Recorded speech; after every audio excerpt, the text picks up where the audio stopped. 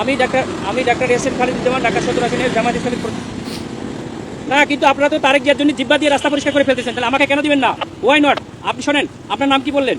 আপনি দেশটাকে পরিকল্পিতভাবে আমাদের মধ্যে একটা কেওয়াস সৃষ্টি করতেছেন আপনারা। নো নো নো নো, কেন নয়? আপনারা দেশটাকে ধ্বংসের দিকে নিয়ে যাচ্ছেন এবং কিছু অফিসার নিজেদের ব্যক্তি স্বার্থ হাসিলের জন্য আমাদের সুপরিকল্পিতভাবে 5 আগস্টের পরে আমাদের দেশটাকে আপনারা ধ্বংস করতেছেন, আমাদের দেশটাকে পুরো ধ্বংসের দিকে নিয়ে যাচ্ছেন আপনারা। আমি সেনাপ্রধানের কাছে এটা কমপ্লেন করতে চাই।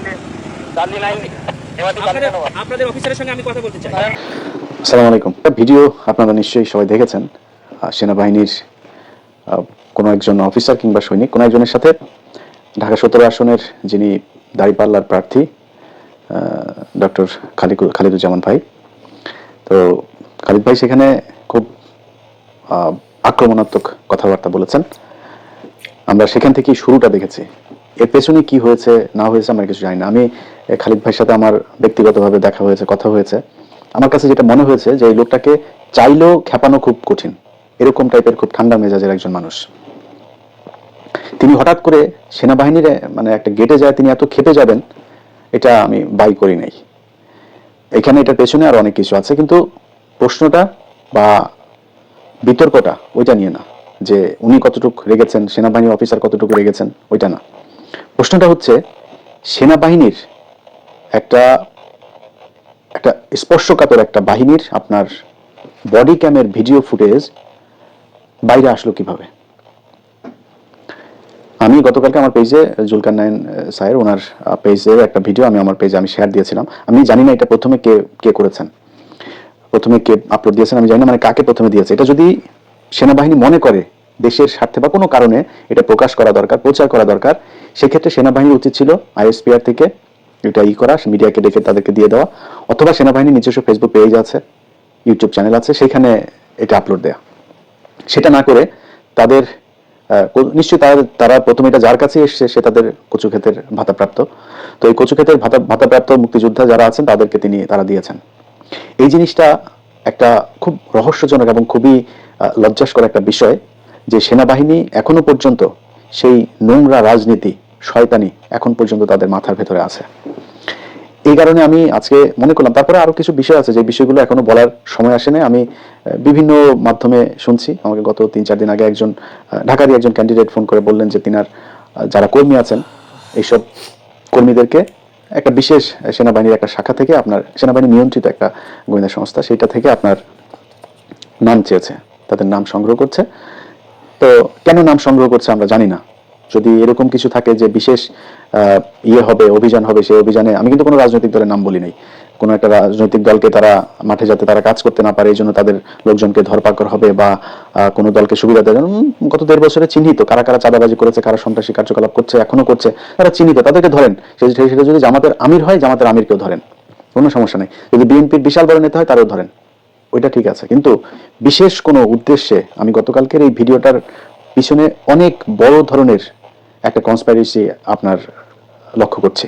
আমার সন্দেহ হচ্ছে যে তারা কিছু একটা হাসিল করার জন্য এই কাজটা করেছে। আদারওয়াইজ সেনাবাহিনীর আমি যেটা শুনলাম এই ভিডিওটা গত আরো প্রায় মাসখানেক আগের, অনেকদিন আগে, তো সেই ভিডিওর হঠাৎ করে এসে তারপরে সেনাবাহিনী ছাড়বে এবং সেনাবাহিনীর বডি ক্যামের ফুটেজ তো আর যেখানে সেখানে পড়ে থাকে না, তাই না? এটা যে সে চাইলো আর বের হয়ে গেল, এরকম তো হইতে পারে না। তারা সুনির্দিষ্ট সুপরিকল্পিতভাবে তারা এটা প্রচার করেছে। কেন করেছে সেটা আমরা জানি না। এইটার প্রেক্ষিতে সেনাবাহিনীকে আজকে কিছু কথা বলতে চাই। দেখেন সেনাবাহিনীর ভাইরা, আপনাদের একটা বিষয় বলে রাখি, আপনারা এই দেশের অনেক সম্মানের একটা জায়গায়, আপনাদের এই দেশের প্রয়োজন আপনাদের মানে এটা অপরিসীম, এটার কোনো শেষ নেই। মানে আপনারা ছাড়া এই দেশের সার্বভৌমত্ব টিকে থাকবে না, সম্ভব না এটা। আপনারা আপনাদের জাউরামির কারণেই গেল 15 বছর এই দেশের সার্বভৌমত্ব ছিল না। আপনি নিজের সম্মান চাবেন আর শয়তানি করবেন, দুইটা একসাথে আপনি পাবেন না। হ্যাঁ, এটা আপনারা অনেক আগে থেকেই করেছেন। 1/11 থেকে আপনারা জাউরামি শুরু করেছেন। 1/11-এ আপনাদের সেনাবাহিনীর যেসব অফিসারদের সন্তানদেরকে বলতে চাই, বাবা, তোমাদের বাবা যদি নাকি তোমার বাবার যে বেতন, সেই বেতনের চাইতে যদি বেশি সম্পত্তি তোমার ঘরে থেকে থাকে, তাহলে বুঝবা তোমার বাবা চুরি করেছে। যারা 1/11-এর ব্যবসায়ীদেরকে ডেকে ডেকে নিয়ে তারপরে তাদের কাছ থেকে চাঁদাবাজি করেছে, এত ভাব মারার কিছু নাই।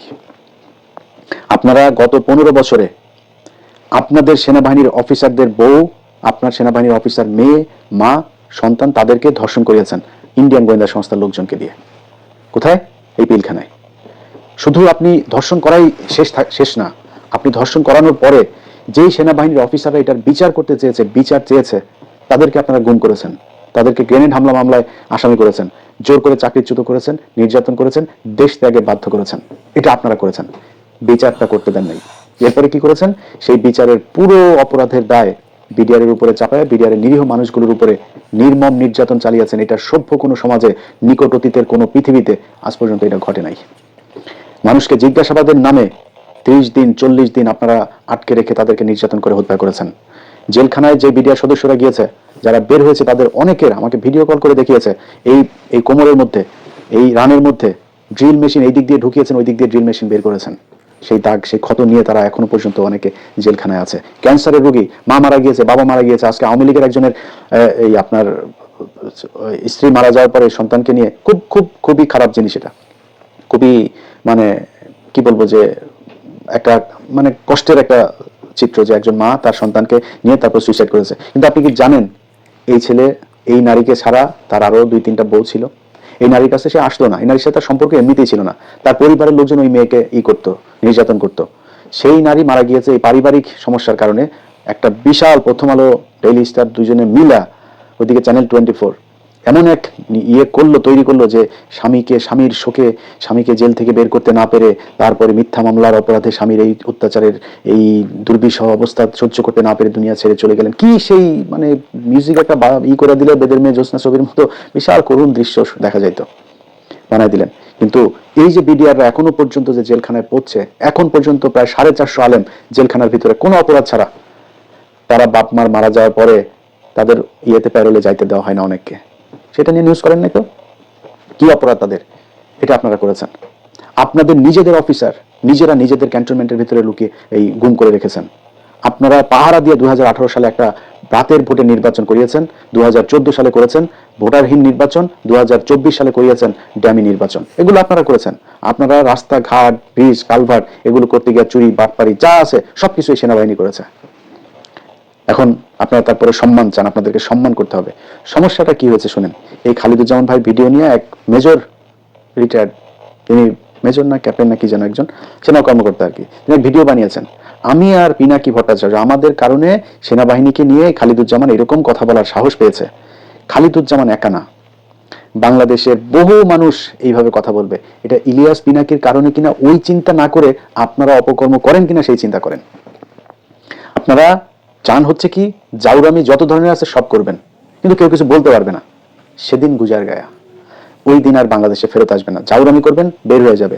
আমি থাকবো না, আরেকজন থাকবে, কেউ না কেউ থাকবে, বলে ফেলবে। এবং এগুলো আপনাদেরকে শুনতে হবে। খালিদুজ্জামান ভাই বলেছে যে আপনারা দেশের 12টা বাজিয়েছেন। তার দেশের 12টা আপনারা বাঁচিয়েছেন, এটা সত্যি কথা, এটা অস্বীকার করার কিছু নেই।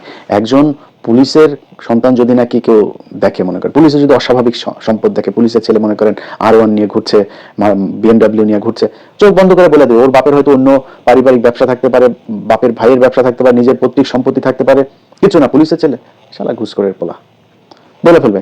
সেনাবাহিনীর ক্ষেত্রে কিন্তু এটা বলতে পারবেন না, ওনাদের আবার গায়ে লাগবে। কিন্তু আপনিও চোর, যাহাই পুলিশ আপনিও ঠিক তাহাই। তারা চুরি করে, আপনারা চুরি করেন, ভাব মারার কিছু নাই। চুরি কোথায় করেন নাই বলেন? 111-এ ব্যবসায়ীদেরকে ডেকে ডেকে নিয়ে আপনারা চুরি করেছেন, করেন নাই? আপনারা এই যে কি বলে এই ওই যে কন্ট্রাক্টরি করেন, যে এই যে কন্ট্রাক্টরি টাকা পয়সা যেগুলো কিনা করেন আপনারা, এটার হিসাব পুরোপুরি হিসাব দিতে পারবেন আপনারা? পারবেন না। সেখানে যারা যারা আছেন কি পরিমাণে টাকা পয়সা মালিক হয়েছেন এটা আপনারা নিজেরাই জানেন। তারপরে বাংলাদেশের বিভিন্ন জায়গায় মানে ওনারা তো সৎ মানুষ, ওনারা কোনো আকাম কুকাম করেন না। এই জন্য ওনাদেরকে বাংলাদেশের বিভিন্ন জায়গায় মন্ত্রণালয়, কর্পোরেশন, অধিদপ্তর, পরিদপ্তর সব জায়গার উপরের চেয়ারটা ওনাদের। ওনারা ওটা ডিজি নাই চেয়ারম্যান, কোনো না কোনো এক ইয়ের মধ্যে তারা প্রশাসক হয়ে তারপর বসে আছে। যত জাউরামি সবাই সেনাবাহিনী করে। আপনি বাংলাদেশের যত জায়গায় যত শয়তানি, এই যে শুনেন না আপনারা ভূমিদস্যু, যত ভূমি আপনার আছে, এই আবাসন প্রকল্পগুলো আছে, সব জায়গার পেছনে হইল গিয়ে এরা হয় রিটায়ার্ড নাই আপনার সার্ভিং অফিসার, তারা আসেই আত্মীয় স্বজন দিয়া, শালা দিয়া, সুমন্দি দিয়া, ভাই দিয়া, মা দিয়া, কোনো না কোনো কিছু দিয়া, কারণে ওইখানে রেখে দিয়েছে, বৌরে দিয়া এগুলো করে রাখছে। জাউরামের যত কিছু আছে, তারপরে ওনাদের নিয়ে কিছু বলা যাবে না। ভাই আপনাদেরকে আমি বলি, আপনারা মনে করেন নিজেদেরকে যে সম্মানিত জায়গায় রাখবেন, আচ্ছা আপনাদেরকে দেওয়া হয়েছে এরকম কয়েকটা জায়গার নাম আমি বলি আপনাদের। কোন জায়গায় আপনারা ঠিক করতে পেরেছেন? আপনারা তো মানে আলাদা শ্রেণী, সবসময় একটা ক্লাস্টার একটা ফর্মে থাকতে চান, তো কাজ তো করতে হবে তাই না? আপনারা যে মানে নিজের আলাদা কিছু করেছেন এটা তো আপনাকে বুঝাইতে হবে। আপনি ঢাকা বিশ্ববিদ্যালয়, ঢাকা মেডিকেল কলেজের কি পরিচালক? একজন ব্রিগেডিয়ার হয়। ওষুধ প্রশাসন অধিদপ্তরের একজন ডিজি কি? একজন ব্রিগেডিয়ার হয়। ওই ডেস্কোর একজন কি? একজন ব্রিগেডিয়ার। ওই ডেসায় একজন আছে, ওই পেট্রোলিয়াম ইয়েতে আছে, ওই তিতাসে আছে, বিভিন্ন জায়গায় প্রথম পদটা তাদের। সিটি কর্পোরেশনের মতো চুরির জায়গাতেও ওনারা প্রশাসক বসায় রেখেছেন। বিডিআর এমন কোন বর্ডারের কোন সীমান্ত, বিডিআরের ভাই আমার অনেক পছন্দ করে, তারপরে সত্যি কথা ভাই, এমন কোন সীমান্তের কোন জায়গা আছে যেখান দিয়ে কিনা মাদক চোরাচালান হয় না? এমন সীমান্তের একটা জায়গা আছে, একটা সীমান্ত আছে যেখান দিয়ে মানব পাচার হয় না, গরু পাচার হয় না, পোশাক পাচার হয় না, চিনি পাচার হয় না, লবণ পাচার হয় না? এমন জায়গা আছে? বিশেষ করে মাদক দেশ ধ্বংস করে দিচ্ছে। তো সেই বিডিআরের উপরে কারা? ওনারা।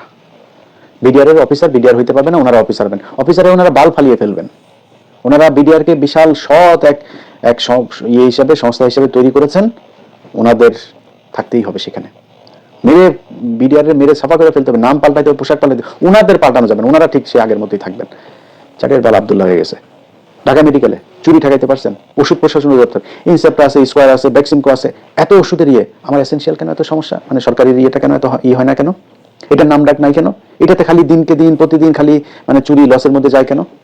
আপনি এই বিমানে গেলেও একই অবস্থা। সব জায়গাতে আপনারা যায় যায় চুরি করেন, সে আগে যা চুরি হতো সেটাই করা হয়, আপনারা ভাগ দিয়ে খাইতে হবে। মানে ওনাদের অবস্থাটা হচ্ছে ওনারা উপরের একটা পদে যাবে, যা লুটপাট করে খাবে, এই খাওয়ার ভাগ আনার জন্য যায়। কোন জায়গা কি আছে আপনারা ঠিক করতে পেরেছেন? বলেন, এক জায়গা বলেন আমারে। ঢাকা মেডিকেল ঠিক করতে পেরেছেন? দালাল আছে, মানুষ চিকিৎসা পায়, সেখান থেকে দালালরা রোগীদেরকে ধরে নিয়ে যায় আরেক হসপিটালে। পারেন নিতে আপনি বালফালা এখানে আসেন কেন? ওষুধ প্রশ্ন ই করতে পারেন, ড্রেস করতে পারেন, ড্রেসাতে পারেন, ওই পেট্রোলিয়াম ইয়েতে পারেন। কোন জায়গায় পারেন আমার? যে এই জায়গাতে আপনি কি দুর্নীতি বন্ধ করেছেন? পাসপোর্ট অফিসে ধুমায়া দালালি চলে, 2 দিন বন্ধ থাকে, মিডিয়া টিডিয়া একটা ইয়ে করলে, মোবাইল কোড করলে, তারপরে আবার চলে। আপনি বন্ধ করতে না পারলে আপনি বালফালা এখানে আসেন কেন? যান কেন আপনি? চুরির ভাগানোর জন্য। যত জাউরামি, যত চুরি বাটপারি যা আছে সবকিছুর নেতৃত্ব দেয় সেনাবাহিনী। এখন আপনাকে আমি ভালো কেমনে বলবো? আমার বলেন। আমি যে কথাগুলি বললাম ভাই, আপনার সাথে আমার ব্যক্তিগত কোনো সমস্যা নেই। ইভেন ওয়াকার স্যার আপনারা বলি, স্যার আপনার সাথে আমার ব্যক্তিগত কোনো সমস্যা নাই তো? আপনার লোকেদের সাথে কথা হয়েছে, আপনার কাছে কি চাইছি আমি? বলছি যে বিডিআর এর লোকে ছেড়ে দিতে হবে, আলেমদের সন্ত্রাস বিরোধী আইনের যে মামলাগুলো, এই মামলাগুলোতে কোর্ট যদি জামিন দেয়, আপনি ডিজিএফআই ক্লিয়ারেন্সের এই অজুহাতে কারো আটকাইতে পারবেন না। আপনারা 2 দিন পরে বললেন ফুল স্টপ। তো এই যে এরপরে যে বের হইলো কমিশন তৈরি করার পরে, তো সেগুলি কেন হইলো? আপনি না বললেন যে সব দোষ বিডিআর এর? সারা দেশে সব জায়গায় যেখানে বলবেন সবখানে। তো ব্যক্তিগতভাবে আপনার সাথে আমার কোনো সমস্যা নেই। আপনারা ভাই ভালো কাজ করেন, সেনাবাহিনীর মানুষ সম্মান করুক, আমি নিজেও